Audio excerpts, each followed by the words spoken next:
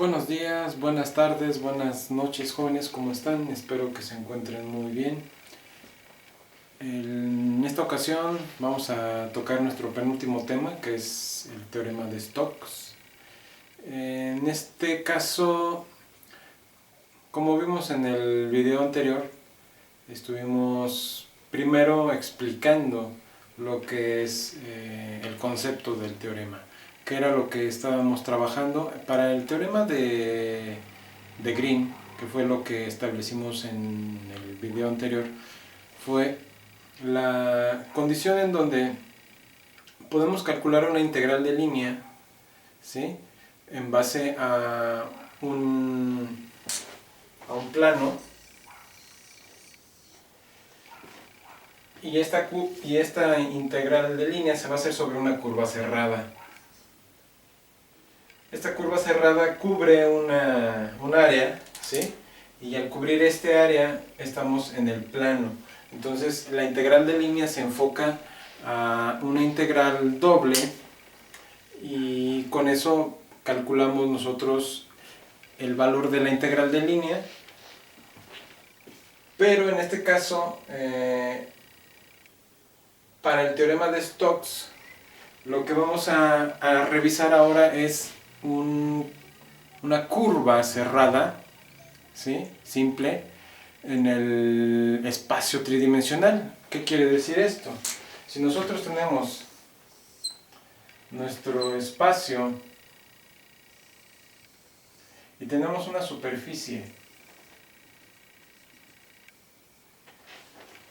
de esta forma, nuestra superficie lógicamente va a reflejar una imagen en XY. Puede ser XY, puede ser XZ o YZ. Pero en este caso lo tomaríamos una proyección sobre el espacio XY, y a partir de aquí nosotros nos damos cuenta que tenemos una curva, ¿sí?, cerrada sobre esta superficie. Entonces, ¿qué es lo que nos puede ocurrir aquí? Si quisiéramos calcular la integral de línea de la curva que bordea a esta superficie, ¿cuál sería la condición? ¿Cuál sería la solución? Denle pausa y piénsenlo un momento.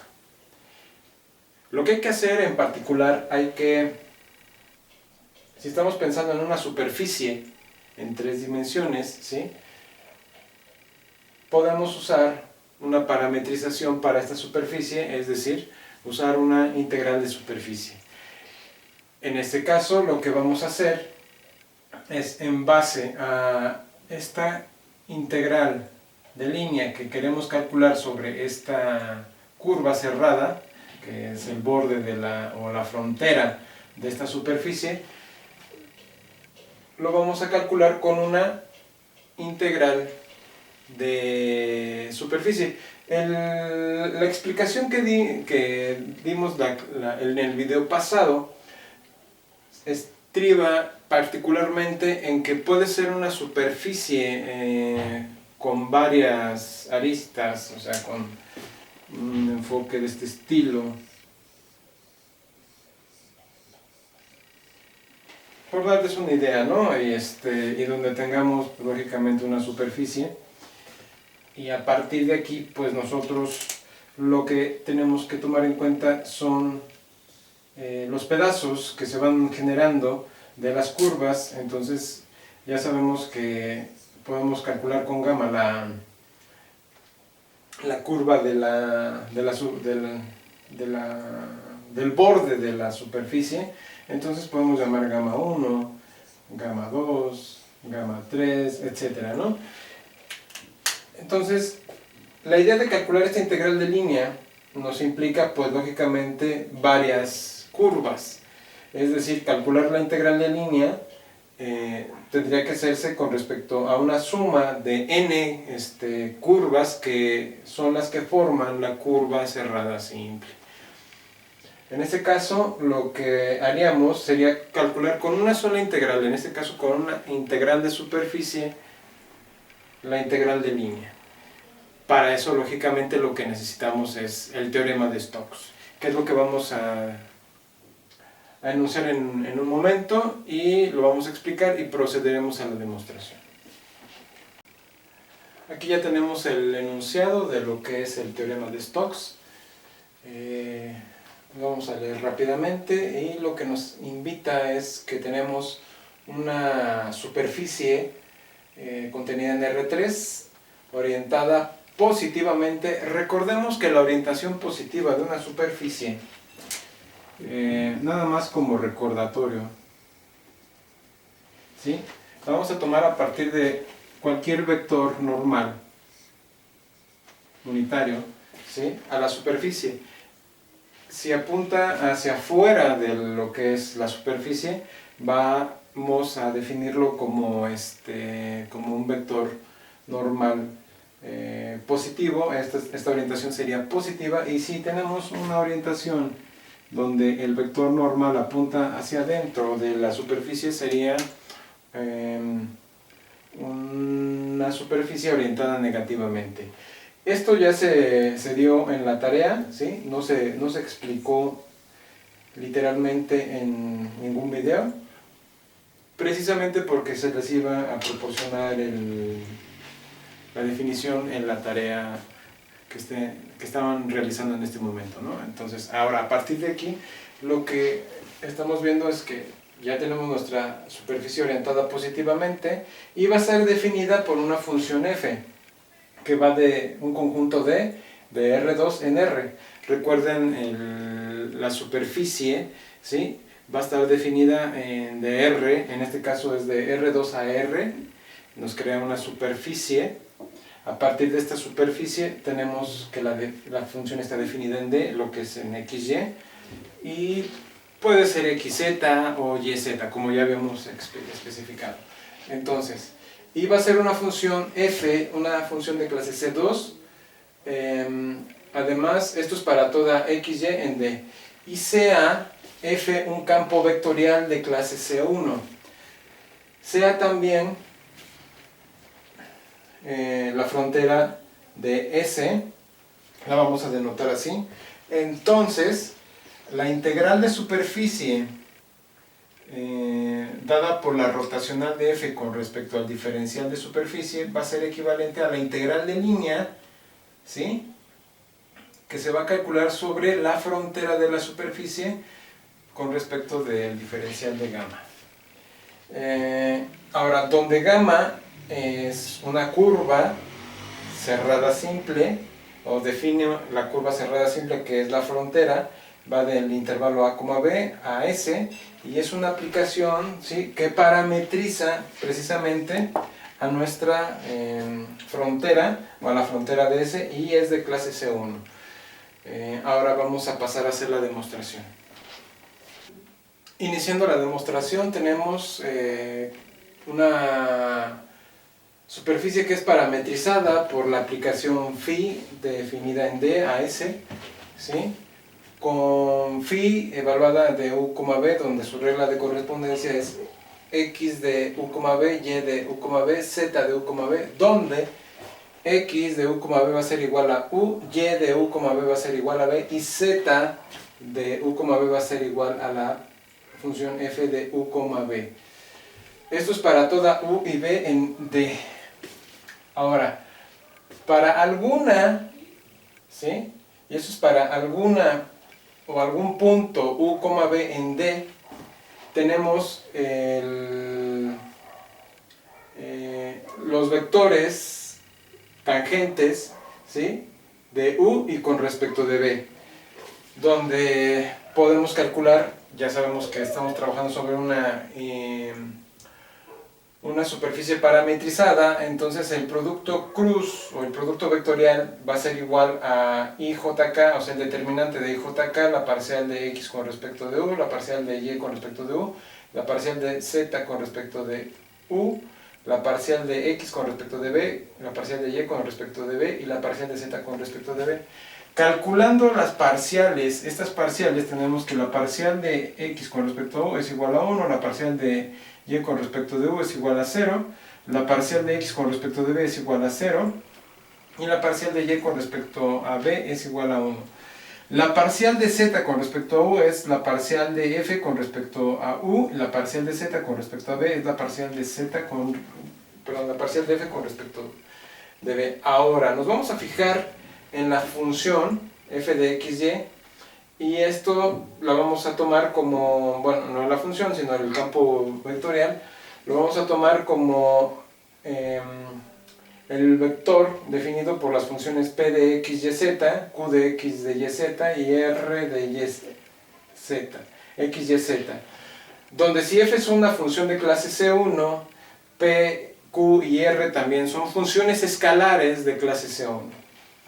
Ahora, el rotacional, que se puede escribir también así, lo vamos a poner igual al determinante de IJK, de la parcial con respecto de x, la parcial con respecto de y, la parcial con respecto de z, para p, q y r. Entonces, la parcial de r con respecto a y menos la parcial de q con respecto a z por i va a ser la primer componente, ¿sí?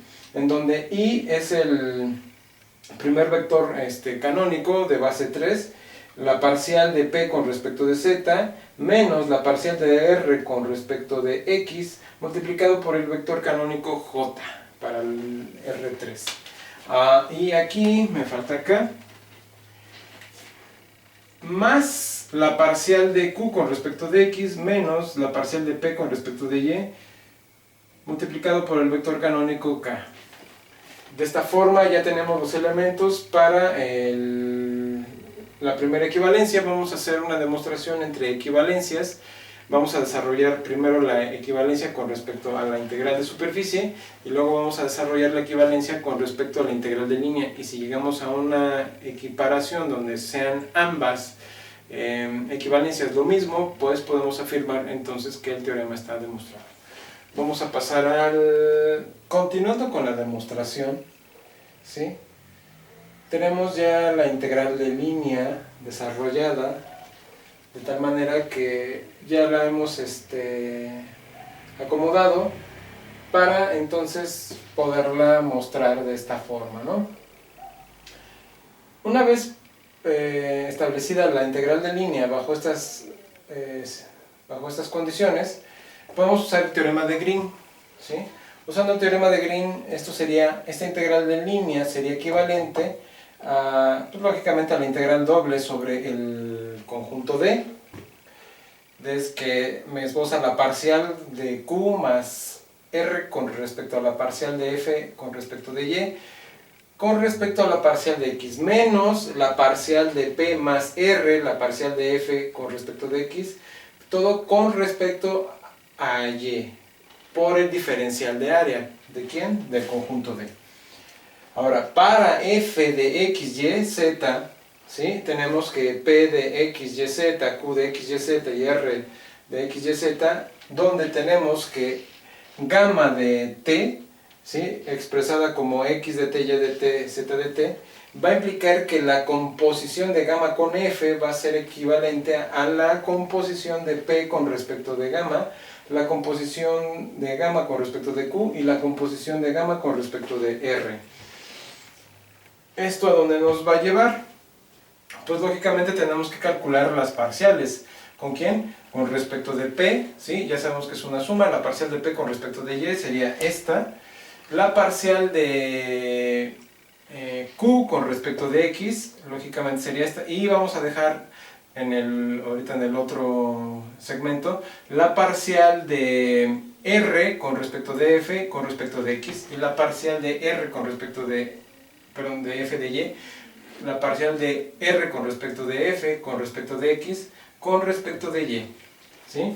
Y vamos a hacer los cálculos.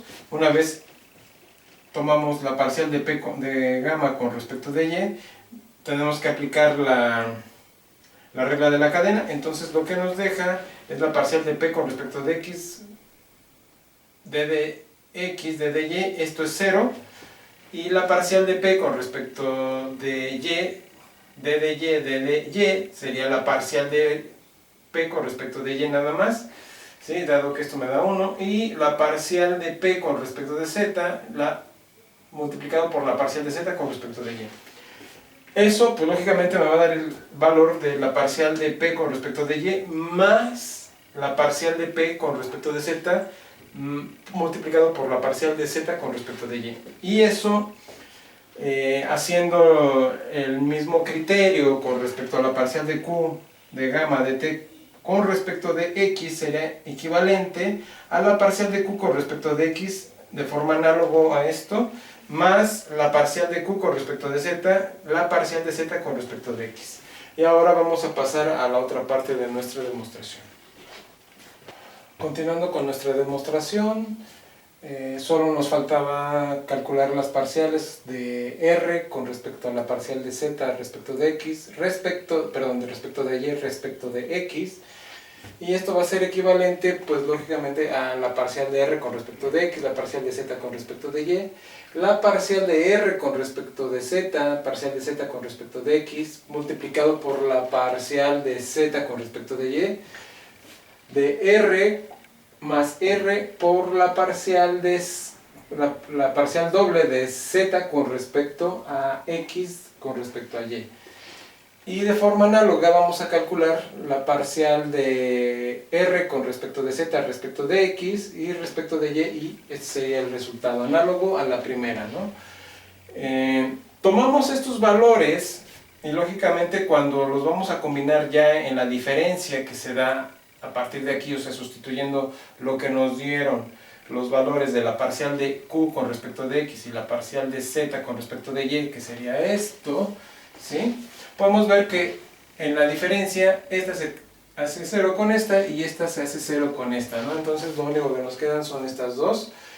Y con respecto a la parcial de q con respecto de x ya tenemos los valores, ¿sí? Sustituimos todos estos valores y los ponemos aquí en esta parte de nuestra integral, ya una vez que tomamos el teorema de Green, y podemos observar, ¿sí?, que reacomodando todos estos valores voy a obtener este resultado, donde si yo tomo la parcial de z como f con respecto a b, como a u, perdón, y la parcial de z como la parcial de f con respecto a b, tendríamos ya lo que sería la equivalencia de este desarrollo que corresponde a la integral de línea con respecto al desarrollo de la integral de superficie, donde ambos términos son equivalentes, por lo tanto de esta manera queda demostrado el teorema de Stokes. En lo sucesivo vamos a demostrar lo que es el teorema de la divergencia de Gauss y a partir de aquí vamos a poner una serie de ejercicios para que ustedes puedan practicar el teorema de Stokes. Sin más por el momento, espero que esto les permita entender el concepto de lo que es el teorema de Stokes y nos vemos en el próximo video. Hasta pronto.